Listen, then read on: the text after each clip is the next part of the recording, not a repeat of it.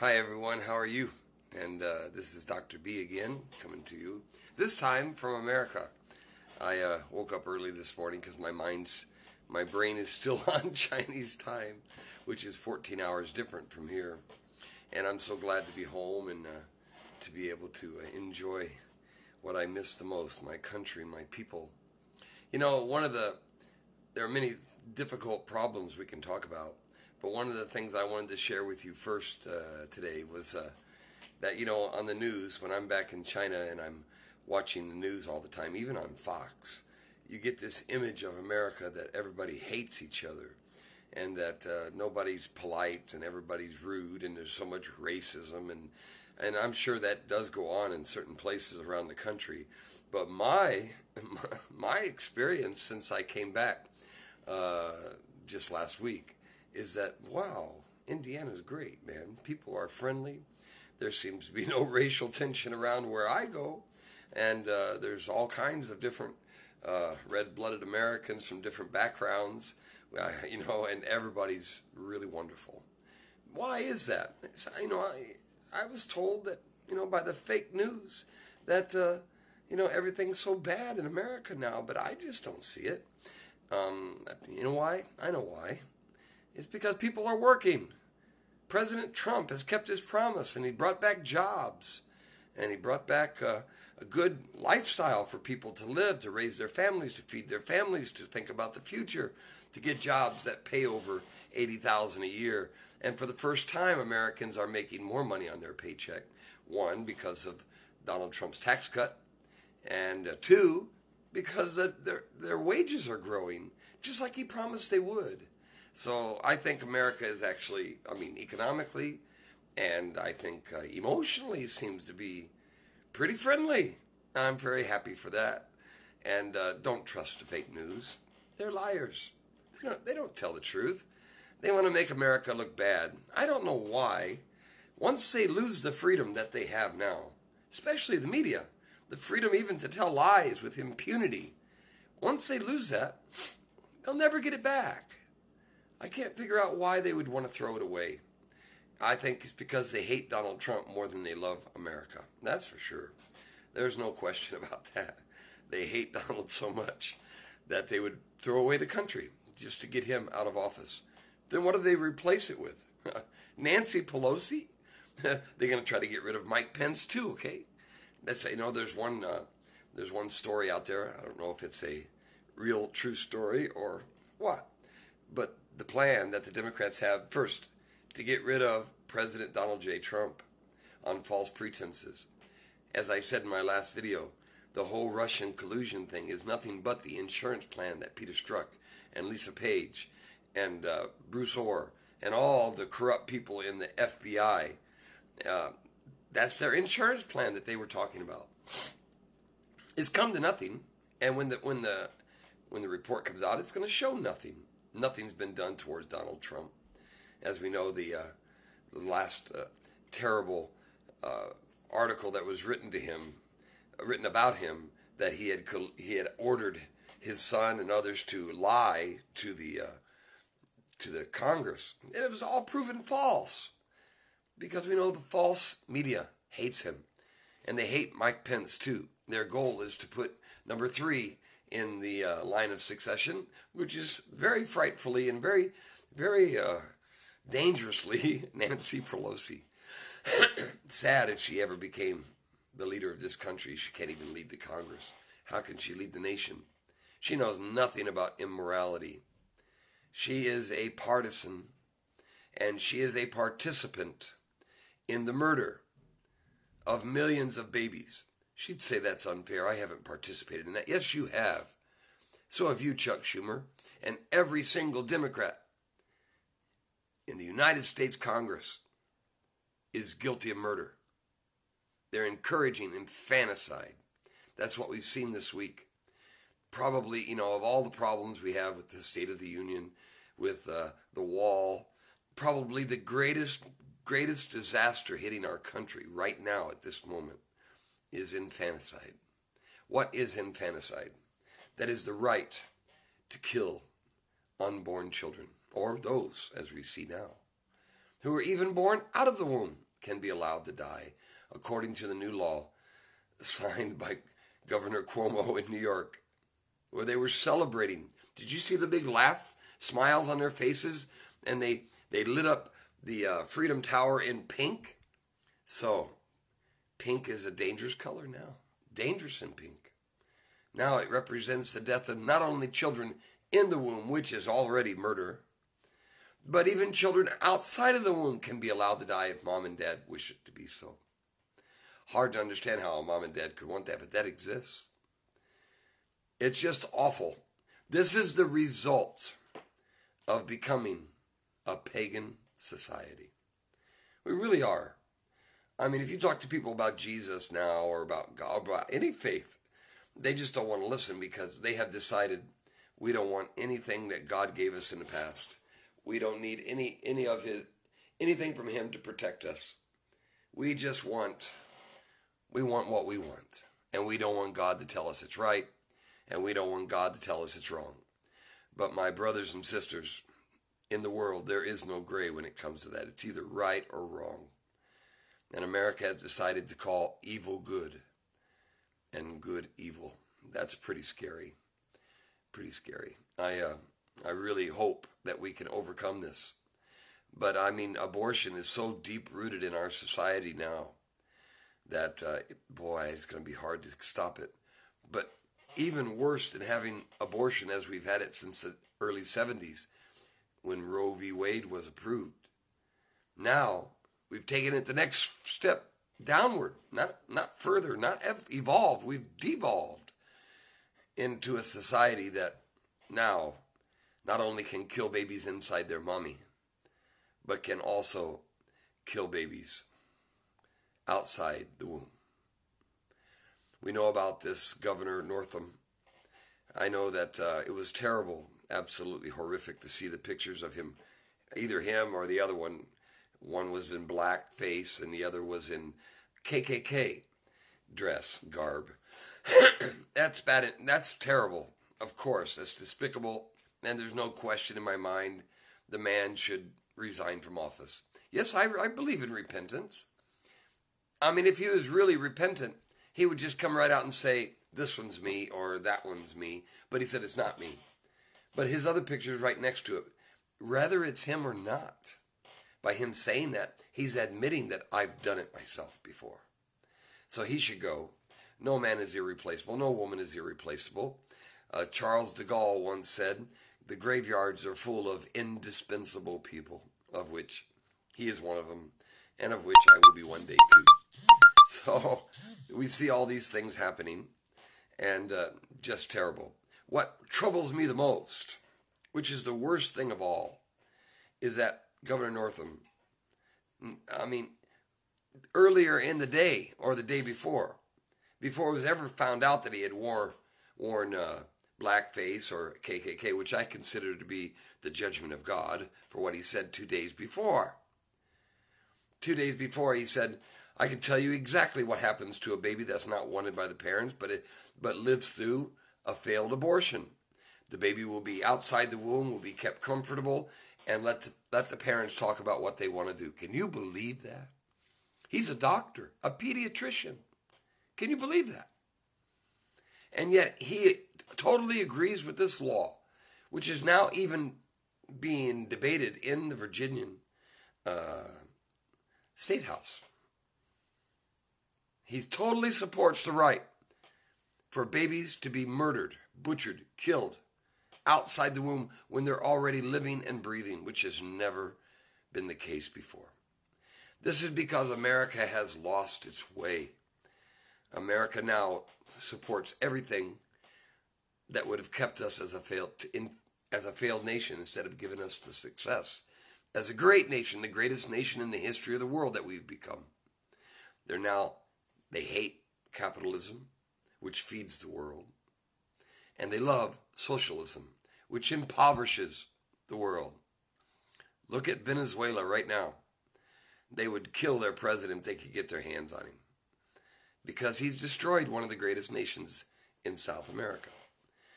But the worst thing is that the press gave so much attention to Governor Northam's blackface stunt and his terrible dress, whichever one he is, and as KKK. They gave hours and hours, and still are right now, of course.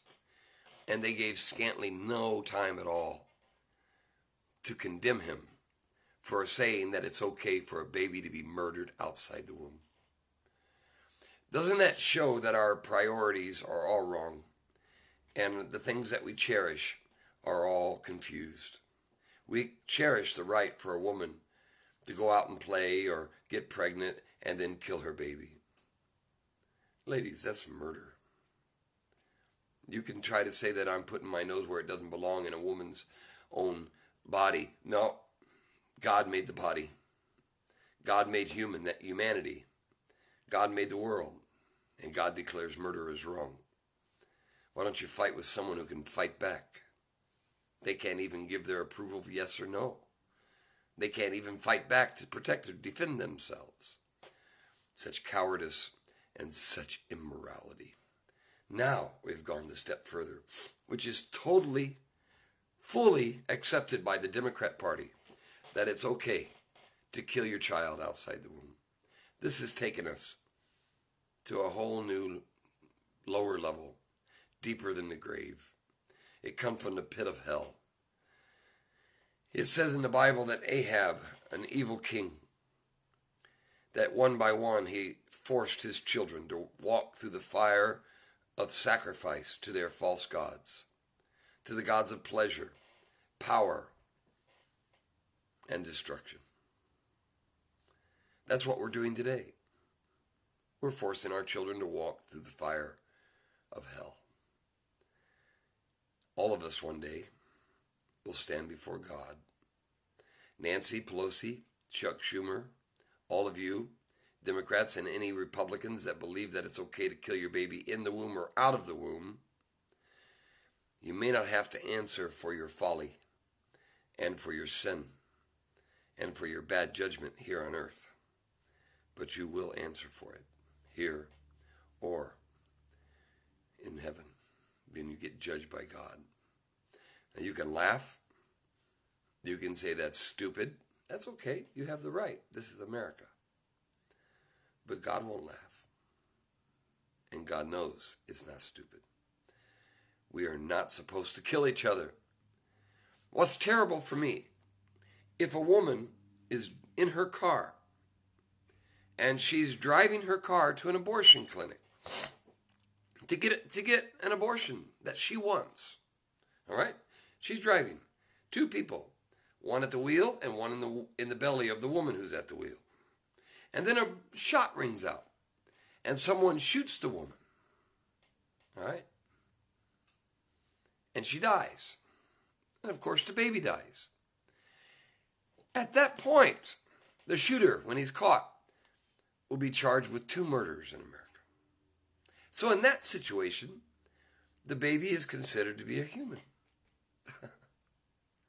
But if that woman had a normal drive to the abortion clinic, got into the clinic, and laid on the table, and lived through her baby being murdered and butchered and crushed to death, even up to the 9th month now, she would be considered within her rights of doing what's constitutionally protected.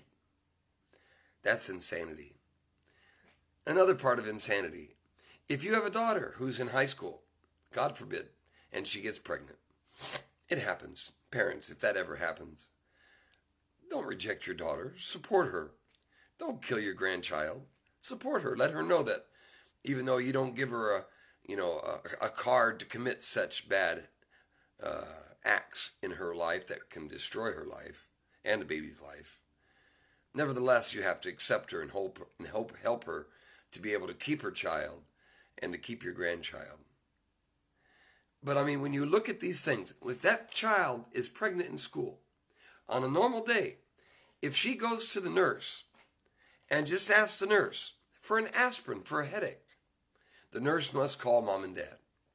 But if that child goes into the nurse's office at her school and says, I want to have an abortion, I'm afraid to tell my parents I'm pregnant, that school can take your daughter to the nearest abortion clinic, conduct an abortion for her, and never tell mom and dad. These are the insanities of our society today. These are the things that will destroy America. Believe me, it's not a good economy, and it's not even a wall that will save America when we've become this debauched. This debauched. Laura Ingraham on Fox said something that was so powerful for me. She said, you know, if this is what we've become, that we could take our children, have them born outside of the womb, living and breathing, and crush their skulls right there, then forget everything else. Nothing else matters. We're already finished. And she's right. God bless you, Laura Ingraham. She's right. You know, my fellow Americans, I absolutely know that the Constitution is a righteous document.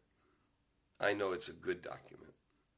I know it sets forth a nation whose existence was built on faith in God, and specifically faith in Christ, Jesus Christ.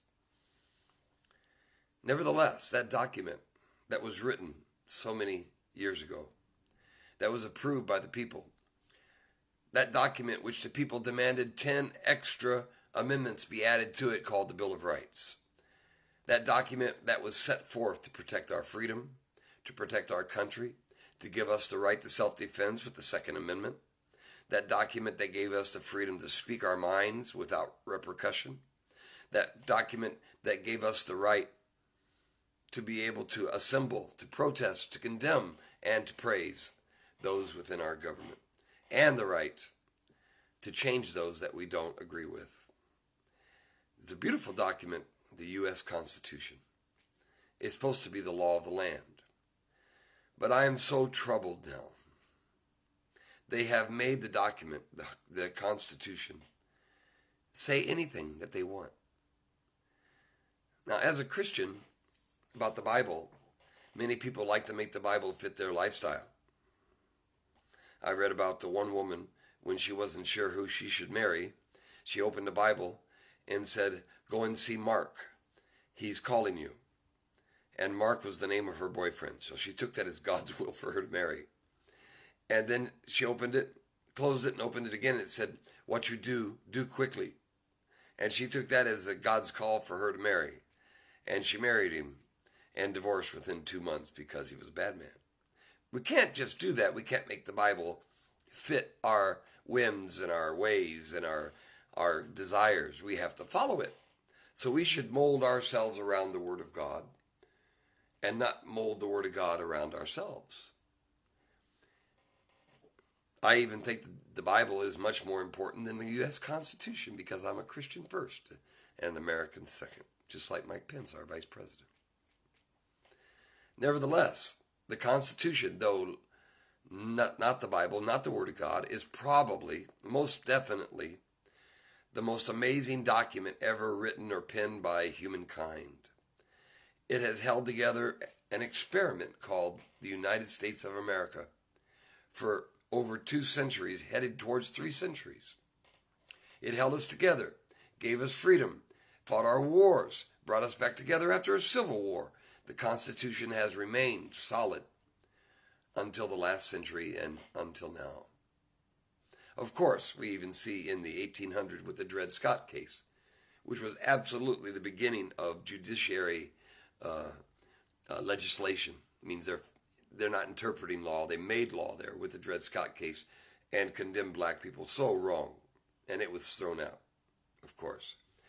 But we have to say that the Constitution has been so ill, not conceived, beautifully conceived, but ill interpreted by evil men and women in the Supreme Court, that now we can make it say, it's okay for you to kill your baby. It's constitutionally protected. It's even okay if your baby's born and you don't like it. You can kill your baby. That's constitutionally accepted, they think. It's okay to tell your children that there is no God, but it's not okay to tell them that there is a God in school. No prayer in school is constitutionally protected now. It's okay for you to marry a man if you're a man, for you to marry a woman if you're a woman, because that's constitutionally protected according to the Supreme Court. Those things are okay, they say. I say they're not okay. I say they are a corruption of the U.S. Constitution.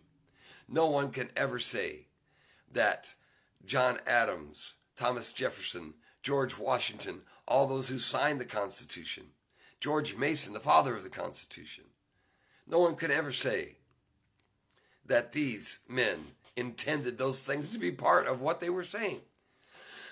This all comes from a doctrine that is supported by this, what I call the socialist, liberal, Democrat mob that is now ruling the House of Representatives and trying to ruin the United States of America.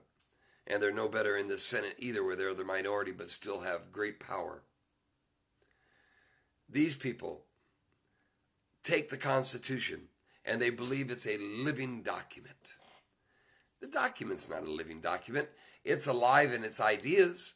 It's alive in how it prescribes our government to be, how many congressmen, how many senators, and those things are alive. But you cannot say, based on the Constitution, that it's okay to kill your baby. Where does it say that? That's not free speech. That's not even self-determination, because you're not determining something for yourself if you abort your baby. You're determining something for the life of someone else. So the only way they can get around that is to say the baby was never considered human until it took a breath. Now they can take many breaths and still be considered not human and killed simply because they're not wanted. It is so terrible. I did some study on one of Obama's former czars, Ezekiel Emanuel, who is the brother of the mayor of Chicago, Rahm Emanuel. This man has been pushing for decades exactly what's going on now. And you can believe, when abortion becomes this accessible and this easy, and when timing is no longer an issue in abortion, the next step will be the elderly. Now, I take that personally because I'm getting closer to that myself. The whole premise behind killing babies and euthanasia. No, I'm not talking about young people in Asia. I'm talking about mercy killing, euthanasia. The whole premise is these people are not valued. They don't produce. They don't offer anything. They only take. Never mind, those who are elderly are the ones that gave us life, built our society, worked every day, left us the money that we have, many of them, and have suffered through the same things we're going through and even worse in their day, but they're no longer productive. If we can say a baby can be killed because it doesn't add anything to society, only takes from society, then why can't we say the same thing for the elderly, for the mentally infirm, for the mentally ill, for homeless people? I remember when they killed Shivo. It was just a terrible, terrible thing because they said she wasn't useful for society and had a feeding tube. Our society can rationalize all these things that they want to, but that's all it is. It's a rationalization to stop us from paying a penalty for the mistakes that we've made in our lives. Do you recall, excuse me, when Barack Obama was running for president the first time, and they were talking about abortion, and he came out and said, "I don't want my daughter to be penalized with a baby."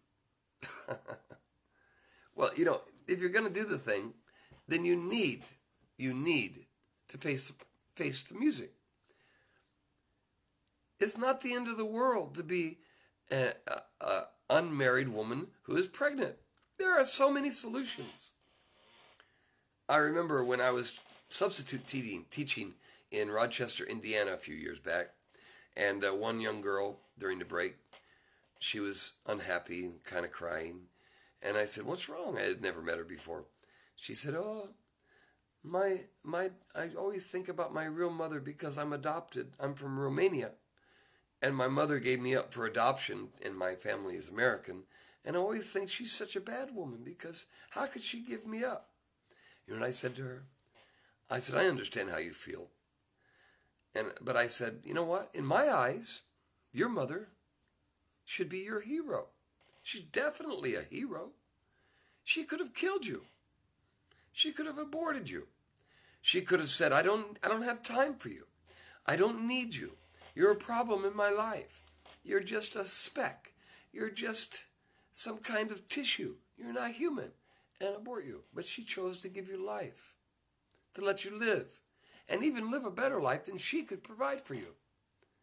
So you shouldn't think of your mom as an enemy. You should think of her as a savior for you. I said, because she saved your life. Think about it. So, mothers, don't give up your children. Don't let your children die this way. I know that there are many more moms who would never, ever even consider such a thing. But believe me, there are millions of mothers and fathers too, because millions of babies, over 50 million babies have been aborted in America. There are millions of them who think of them as just tissue. They are not tissue. They are babies from the moment of conception.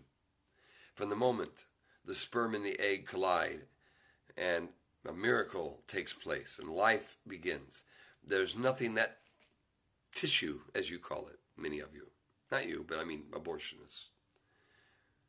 There are many that call it just tissue. But the only thing that tissue can ever become, if it's allowed to grow to full fruition, is a human. It can't be anything else. So we need to face the music. And I say, if the Constitution today has been so corrupted to the point that we are allowed to kill our babies, we are not allowed to keep our guns that will defend us from those who would kill us. We are allowed to give people more from outside of our country than we do to take care of the people in our country. If the Constitution says that gay marriage is constitutionally protected, if the Constitution says that, not protection, the Constitution free from God, that we can't even speak his name, then I say, I have a hard time marching to a Constitution that truly would allow those things to happen. The day's coming, my friends, when we are going to have to stand up and make a decision. Are we going to play the Constitution? Or are we going to live it? Cory Booker, who thinks he's definitely going to be president, President Spartacus, he once said, we are sick and tired of the Constitution stopping us from doing the things that we want to do. I'm sure he is. And I'm sure, all these others that are running for president, I can't even think of most of their names because nobody knows who they are. They're just specks in the sea of time. And they'll go away. And this Alexandria Ocasio-Cortez, AOC as they call her. I call her ASS. That's what I call her. She's an ass. She doesn't know anything. She doesn't know God. And she could care less what you think about freedom. Because she thinks those that are in government are there just to control us. Not to protect our freedom, but to take it away as much as they can. They've indeed taken a lot of it away. Are you satisfied with your government? I am not. I love Donald Trump. Think of it this way, my friends. We are in a long, hard battle to protect our borders. President Trump is going to speak at the State of the Union address tomorrow night. And I hope he calls for a national emergency at the State of the Union address. And I hope when he stands up there, he does not say the State of the Union is good, because it is not. The State of the Union is bad because we have traitors running our government. So when Donald Trump talks about the wall, one, we need to support him. He's 100% right. But two, Donald Trump is a wall in himself. Isn't that true? Came to me the other day. Everybody says walls are not too important. They don't work. But look, the only thing separating the United States of America from becoming a truly socialist country that taxes you up to 70 and 80%, that would take your society, your schools, your jobs, your education, every part of it, and make it part of the government and tell you who you are, what you will be, and probably when you will die, or even, as we see now, if you can even be born. It's Donald Trump, Donald J. Trump, President of the United States of America, who is a wall unto himself. And he is the wall separating us from all that will destroy us. God raised him up as a wall. Isn't that something? He's like Nehemiah in the Bible. They went back to Jerusalem and they built the walls that protected them from the hoodlums and those that wished to destroy Israel. We are at that point right now. As a matter of fact, Israel's building a 20-foot wall right now because they know they work. The first one, they said, brought it down to almost no attacks. And they even put sensors on it to see if there's tunnels underground. We can learn from them. There's God's people, and they're smart. But Donald Trump, even before he builds the wall across our southern border, he himself is an all-protective, very important wall that is protecting our country from sliding into infamy, protecting our society from being buried under a sea of socialism. Every nation where socialism has been tried has failed. Many of those nations, after they failed, could not bring themselves back up. The Soviet Union is not here today because they capitulated because they like America. The Soviet Union died because they couldn't support their society. They couldn't feed their public. They couldn't house their public. They couldn't give them the medical, even hypodermic needles, because socialism does not work. Doesn't work. I see problems with capitalism too. Anything that man or women develop or follow will always be faulty. We're sinners. We're not perfect. Only God is perfect. So, amongst all the imperfect systems for man, for humankind, for men and women, to live by, to plan by, to reproduce by, and to one day, give it all away to your children and die. The only system amongst all these failed or imperfect systems that really works is capitalism. We have to follow it. We don't have to say it's perfect. When you look in a mirror, you don't look at a perfect person, but you like yourself. I'm not perfect. I know myself. I'm honest. God already knows the truth, so why not admit it? But I like who I am. And I like what I've learned from God. And I know what I want for my country. I want freedom. I want people to be able to speak up and not be afraid, even if we disagree. I want peaceful assembly, that we can stand up and disagree and fight back peacefully. I want a nation where if somebody attacks me, I have the right, by any means possible, to defend myself and my posterity. That's what I want. In other words, what I want, and I'm sure what you want too, is you want the country created by the Constitution. You want the country that was prescribed by the Constitution. And that's what we're fighting for. If you allow the socialist, Democrat, liberal, mob to take over every part of this country again, you and I will never get it back. We almost lost it under Hussein Obama. Everything that we see going on today, all these issues that we're living now, are the result of his administration. He opened up Pandora's box in so many ways. And Pandora ain't going nowhere. She's staying right here. That gave us brand new battles to fight. Just like we fight as Christians the prince of the power of the air. As Americans, as conservatives, as supporters of the Constitution, as supporters of President Donald J. Trump, we fight many new battles now. But we cannot be afraid to fight them. We cannot be afraid to say, I disagree. Who cares what they think of me? I don't care. I care what God thinks of me, what my family thinks of me, and I care what my fellow American patriots think of me. Because we are a team. A team of people who are patriots, who love the country, who love the president, who love the nation, but don't love what's being done in the name of the Constitution. We need to restore the United States Constitution again. The Constitution does not say you can kill your baby in any way, shape, or form. The Constitution does not say that a man and a woman can marry each other. Maybe America wants to follow that, but you can't get that from the Constitution. You cannot. The Constitution does not say that you cannot pray in school. The Constitution does not say that you can tax people to death. It doesn't say any of it.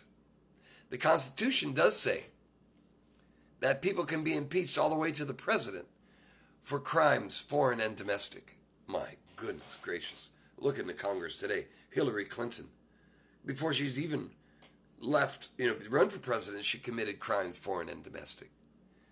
I could go down a list, but it's waste my time, and she's not worth it.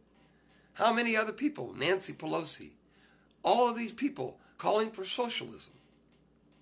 These are people who hate the country. They don't want it. They want to use the Constitution to get what they want. They call your president a racist, and he's the least racist president that we've ever had. Our economy's booming. They were surprised that the economy was going to go down, they said, because of the government shutdown, which I wish it was still shut down. But instead, he created 304,000 more jobs. Can you believe that? Now, unemployment went up a little bit. You know why? People are actually in the job market again. It's working.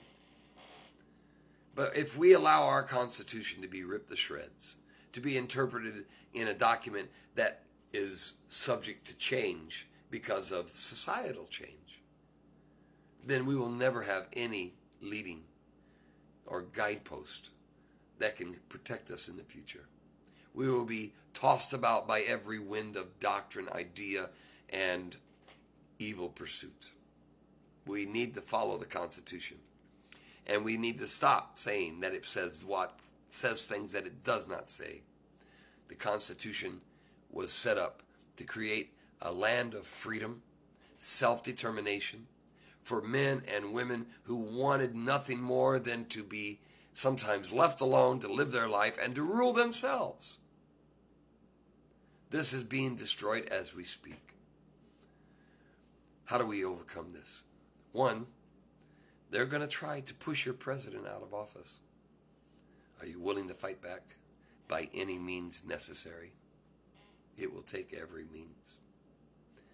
Two, they are trying to take our society and turn us into a Karl Marx society, a 1984 society that George Orwell imagined. That seems to be what they want more than anything.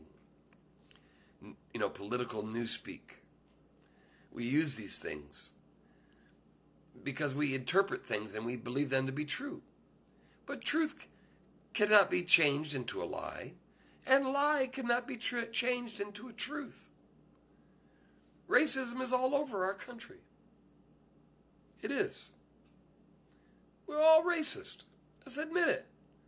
We all have times when we think our people are better than other people. That's racist. It's ethnocentric. There are so many things we do wrong.